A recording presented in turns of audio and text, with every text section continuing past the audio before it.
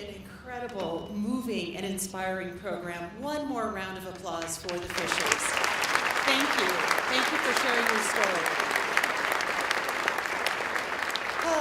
Well, right here, right now, is when we, each one of us in this room, get to make an important difference for families like the Fishers, for Cece, for Caden, for Tracy, and others. And Jenny, I don't know where you are. I saw you moving around the room. There you are. I have a confession to make about table 20 to all of you. We've already broken into our envelopes, and we've started filling out our forms.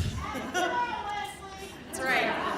And I will let you know that both of our JEFCO commissioners led the way. So we were so excited to begin contributing right away to the important work that we've heard about here and that goes on every day at the ARC. I'm Lesley Dahlkemper, and I'm delighted to ask you to join me as a supporter of the ARC, Jefferson, Clear Creek, and Gilpin counties. Many of you know me through my role on the JEFCO School Board, and you know that I believe passionately in the power of education for all children, including children with intellectual and developmental disabilities. It's been 40 years since the ARC chapters across the country paved the way for children with disabilities to attend public schools. Since then, we've seen firsthand that students with disabilities can achieve more than anyone ever thought possible. And the stories that we've heard here today and throughout the year, thanks to the ARC, are truly a testament to this. And that's as long as those children are given the opportunity. Right here in our own backyard, the ARC is making sure everyone has the opportunity to achieve his or her dreams. Today, you've heard several stories of people whose lives have been transformed by the ARC's programs and advocacy. And as a donor to the ARC, I love hearing the many ways my contributions are creating positive changes in people's lives and in our community. I also appreciate the ARC's commitment to use my donation wisely. And I want you to know that 100% of the funds raised here today will go directly into the ARC's programs. Now, I'd like to ask you to join me in pledging your support to the ARC and to the countless children and adults with intellectual and developmental disabilities who depend on the ARC's programs.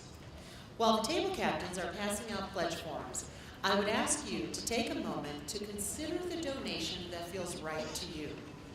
Keep in mind that 100% of the ARC's income comes from the community. It comes from people just like you and me. And now I'd like to share a little more about the magnitude of what the ARC is accomplishing right here in our community. Last year, the ARC's 6-person advocacy team, I like to call them the superhero team, because I think they actually do have capes in their offices, helped 1,000 people with disabilities solve problems and overcome obstacles, and navigate a variety of difficult, frustrating, and confusing situations. On top of that 1,000, there were the 1,800 more family members who benefited from the ARC's assistance. And like you've seen here today, help is often more than just a one-time call. In 2014, 30% of the people who contacted the ARC required ongoing assistance over weeks, months, and years. That fact alone is staggering, and it doesn't factor in the additional 800 people who attended trainings or the more than 10,000 people who participated in community events hosted by this one small local chapter of the ARC. I mean, can you believe, if you just stop and think about that for a moment, that a staff with just 9 people could accomplish all of that, could accomplish all of this? I think they deserve a huge round of applause for their deep commitment and dedication. Because truly, every day, they are working to change lives and to support families. And it's all about love and perseverance and strength. And they are abundant with all of those things and the very resources families and individuals need. All of the ARC's programs are provided completely free of charge, thanks to generous individuals like us. In order to remain truly independent in its advocacy for people with disabilities, The ARC does not receive any government funding. Let me repeat that. The ARC receives no government funding. And while this protects the ARC's freedom to create real positive change in our community, it does mean that the ARC is even more dependent and reliant on financial support from people just like us in our community. On average, it costs approximately $275 to help one family resolve whatever issues the family is dealing with. That's less than $23 a month when you break the numbers down to provide the critical assistance that has helped Tracy to mature into a vibrant adult. As you fill out the pledge form, I hope you'll commit to helping at least one family this year through a gift of $275 or more.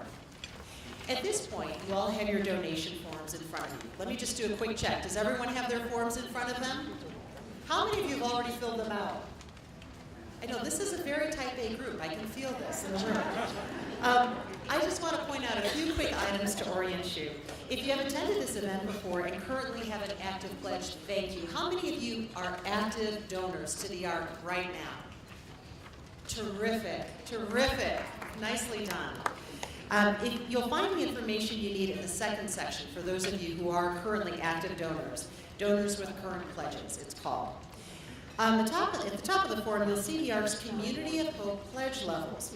Those donors have collectively raised, are you ready for this? Collectively, these donors have raised more than $200,000 to support people with intellectual and developmental disabilities. It's extraordinary, and I would like to ask you to join me in acknowledging ARC's Community of Hope members who are with us today. And may I ask those members of this important community to please stand so we can acknowledge you and give you a huge round of applause. Please stand. You're with us today.